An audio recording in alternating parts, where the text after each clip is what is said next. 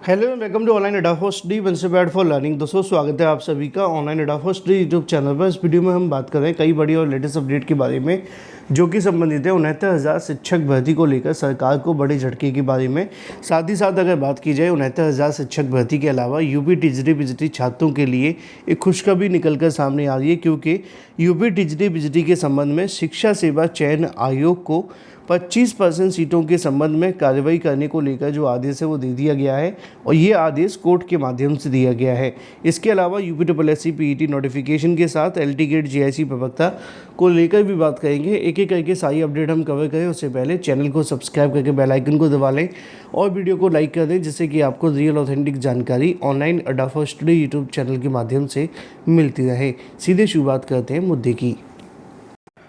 दोस्तों UPSC PET एक ऐसा एग्जाम है जिसमें अगर आप 90% मार्क्स लेकर भी आए तब भी आपको ज़्यादातर भर्तियों में बैठने का मौका नहीं मिलेगा। यानी कि आपको कम से कम 95 परसेंटाइल प्लस लाना ही पड़ेगा, तभी आप किसी वैकेंसी में बैठ पाएंगे। और उसके लिए आपके पास में एक बेस्ट बुक होनी चाहिए जो आपके एग्जाम के प्रिपरेशन को, पैटर्न को ध्यान में रख करके तैयार की गई हो और आपके एग्जाम में 95 परसेंटाइल प्लस नंबर लाने में मदद करे। वो है सफल्या पब्लिकेशन की यूपीएससी पीईटी की बेस्ट बुक, जो कि आपको संपूर्ण गाइड देखने के लिए मिलती है, जहां पे आपको 2200 से ज़्यादा महत्वपूर्ण क्वेश्चन और 10 सॉल्व पेपर भी देखने के लिए मिलते हैं। इसमें आपको मोस्ट एक्सपेक्टेड क्वेश्चंस तो दिए जाते हैं, थ्योरी भी पूरी की पूरी कवर की गई है। उस थ्योरी के साथ साथ आप सभी को सभी क्वेश्चंस की सटीक सही उत्तरमाला दी जाती है व्याख्यात्मक हल के साथ। इतना ही नहीं, स्टडी गाइड के साथ में इनका प्रैक्टिस सेट भी आता है, जिसको आप परचेस करके अपनी प्रिपरेशन को और मजबूत बना सकते हैं। तो देर किस बात की, आज ही परचेस करें। आप इसको अमेजॉन, फ्लिपकार्ट या अपने नज़दीकी स्टोर से परचेस कर सकते हैं। इन सभी का लिंक मैंने आपको वीडियो की डिस्क्रिप्शन में दे दिया है, अभी क्लिक करें। और सबसे पहली जो अपडेट आपको देखने के लिए मिलती है वो है 69,000 शिक्षक भर्ती के बारे में। जैसा कि दोस्तों आप जानते हैं कि 69,000 शिक्षक भर्ती को लेकर जो भी जानकारी होती है वो आप सभी को online Adda for study YouTube channel के माध्यम से तभी दी जाती है जब कुछ नया या कुछ बड़ा देखने के लिए मिले। अब 69,000 को लेकर जब पिछली बार सुनवाई थी तो सुनवाई के बाद मैंने आप सभी को बता दिया था कि मामले की सुनवाई नहीं हो पाई। उस वीडियो के अंदर मैंने आप सभी को ये भी कहा था कि आपकी जो सुनवाई है 18 मार्च को होने जा रही है। अभ्यर्थियों ने कहा कि 18 मार्च की सुनवाई को लेकर कुछ घंटों के बाद चीज़ें बदल गई और सुनवाई जो है वो 18 फरवरी यानी कि कल की तारीख में लग गई। अभ्यर्थियों ने कहा कि सर आपने इस पर वीडियो नहीं बनाया, उसकी वजह थी, मैं आपको बताता हूँ। देखो, जब आपकी सुनवाई के लिए तारीख वहाँ लगाई गई थी उसी दिन मैंने आप सभी को कहा था कि सरकार की मंशा नहीं है, अभ्यर्थियों की मंशा नहीं है, क्योंकि सरकार तो इस मामले को लेकर जितना डिले कर रही है, कुछ अभ्यर्थी भी हैं जो इस मामले को लेकर डिले कर रहे हैं।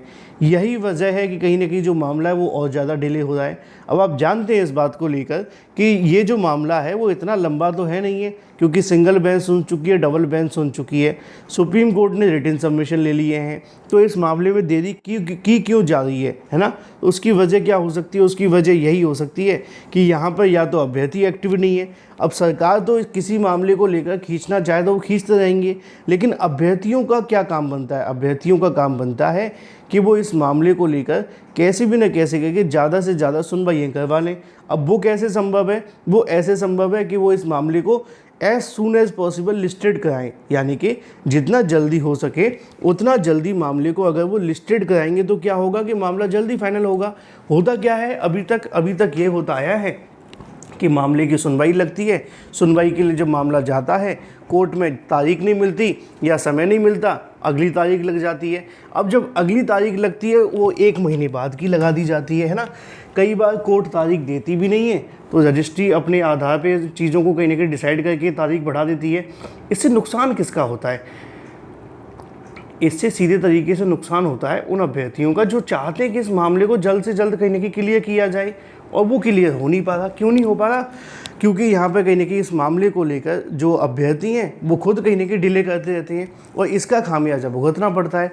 तो इसी को लेकर मैंने अपने उस वीडियो में कहा था कि मामले की अगर जल्दी से जल्दी सुनवाई करवानी है तो कुछ अभ्यर्थियों को भी आगे आना पड़ेगा, इस मामले को as soon as possible listed कराना होगा। और उस दिन भी यही हुआ। ये कहानी जो मैंने आपको सुनाई वो क्यों सुनाई? इसलिए सुनाई क्योंकि इस मामले को लेकर जब अगली सुनवाई की तारीख 18 लगा दी गई थी तो उसके बाद कुछ अभ्यर्थियों ने इसको लिस्टेड करवाया और लिस्टेड करवाने की याचिका दे दी, यानी कि एप्लीकेशन दे दी।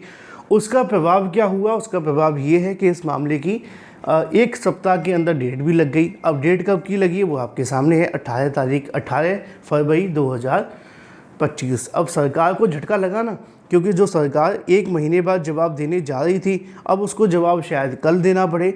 हो सकता है कि कल भी वो जवाब ना दें, तो फिर इस मामले की 1 महीने बाद की डेट कोर्ट के माध्यम से लगा दी जाए। अभ्यर्थियों के हाथ में क्या है कि वो इस मामले को 1 सप्ताह के अंदर फिर से लिस्टेड करवा दें। फिर कोर्ट से जवाब मांगा, कोर्ट कहीं की सरकार से जवाब मांगेगी तो सरकार को जवाब देना पड़ेगा। ये होता है एक तरीका मामले को as soon as possible clear कराने का, क्योंकि एक पार्टी अगर नहीं चाहती है क्लियर कराना, वो डेट पे डेट मांग रही है, कोर्ट उसको 1 महीने का समय दे रही है, तो दूसरी पार्टी का काम बनता है कि कोर्ट की लिस्टिंग को एज सून एज पॉसिबल करा लिया जाए, जिससे कि जितनी ज़्यादा डेट लगेगी कोर्ट देखेगी कि भाई कब से डेट लग रही है और बार बार समय दिया जा रहा है, तो फिर उसके बाद में कोर्ट इस मामले में फटकार लगा देगी सरकार को, और यही कराने की आवश्यकता थी। अब देखना दिलचस्प होगा कि कल होता है क्या। कल अगर इस मामले में फिर से डेट 1 महीने की दी जाती है तो उन अभ्यर्थियों का काम बनता है कि वो इसको 1 सप्ताह के अंदर फिर से लिस्टेड करवा के सरकार से जवाब मांग लें, और ऐसा अगर होगा तो निश्चित तौर पे मामला जल्द फाइनल हो जाएगा। अदरवाइज़ तो आप जानते ही हैं कि गर्मियों की छुट्टी भी आ जाएगी, वो भी निकल सकती है। चलिए बात कर लेते हैं अपनी अगली अपडेट के बारे में, जो कि संबंधित है यूपी टिजरी बिजली छात्रों के लिए एक खुशखबरी निकल कर आ रही है। ये खुशखबरी है हाई कोर्ट के माध्यम से। हाई कोर्ट की तरफ से एक आदेश दिया गया जो कि बेहद महत्वपूर्ण है, यहाँ पे आप सभी को देखने के लिए मिल भी जाएगा। अगर बात की जाए 25% अभ्यर्थियों की प्रतीक्षा सूची 3 हफ्ते में जारी करें, यानी कि 21 दिनों के अंदर शिक्षा सेवा चयन आयोग को ये जारी करनी है। मामला है उत्तर प्रदेश शिक्षा सेवा चयन आयोग का। लिखा हुआ है कि अगर बात की जाए इलाहाबाद हाई कोर्ट ने टिजरी बिजली 2016 के 25% अभ्यर्थियों की प्रतीक्षा सूची 3 हफ्ते में जारी करने का निर्देश दिया है। साथ ही उत्तर प्रदेश शिक्षा सेवा चयन आयोग इसे आधिकारिक वेबसाइट पर भी अपलोड करने का आदेश दिया है। कोर्ट ने कहा है कि आयोग की ओर से अब तक जारी सूची में मनमानी झलक रही है। ये आदेश न्यायमूर्ति सौरभ शर्मा शमशेरी की अदालत ने नीतीश मौर्य समेत अन्य की याचिकाओं पर सुनवाई करते हुए दिया है। मामला उत्तर प्रदेश माध्यमिक शिक्षा सेवा चयन आयोग, जो कि अब उत्तर प्रदेश शिक्षा सेवा चयन आयोग के कहीं न कहीं नाम से जाना जाता है, आप जानते हैं, विलय हो गया है, तो उनकी ओर से जारी 2016 में विज्ञापन से जुड़ी शिक्षक भर्ती का है। अभ्यर्थियों का आरोप है कि कुल रिक्तियों के सापेक्ष 25% अभ्यर्थियों की कहीं न कहीं जो प्रतीक्षा सूची वो जारी करनी थी, लेकिन आयोग ने वेटिंग लिस्ट में शामिल 10 से 12% अभ्यर्थियों की सूची जारी करके पल्ला झाड़ लिया।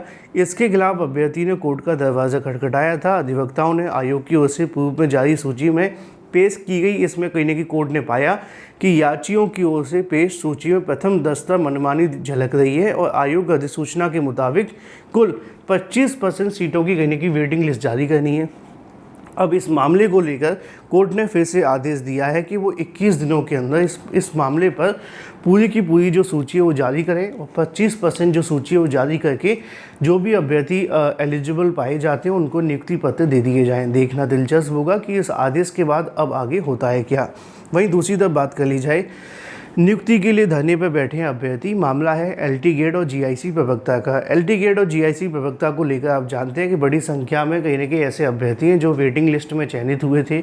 वेटिंग लिस्ट में चयनित होने के बाद इनसे कहीं न कहीं आवंटन का फॉर्म भरवा लिया गया था। फॉर्म भरवा लेने के बाद अभी तक इनको नियुक्ति नहीं दी गई है। इसी के संबंध में ये अभ्यर्थी धरना प्रदर्शन कर रहे हैं, जिससे कि एज सून एज पॉसिबल इनको नियुक्ति मिल सके। वहीं दूसरी तरफ यूपी पीईटी नोटिफिकेशन को लेकर सरकार की कहीं न कहीं जो तेज़ी है वो लगातार जारी है, और आयोग इस मामले को लेकर इसी महीने एक बैठक करने जा रहा है। उस बैठक के बाद में पीईटी 2025 का नोटिफिकेशन कभी भी जारी किया जा सकता है। जो भी अपडेट होगी आपको इस चैनल के माध्यम से दे दी जाएगी। चैनल को सब्सक्राइब करके बेल आइकन को दबा लें और वीडियो को लाइक कर दें। Thank you for watching this video.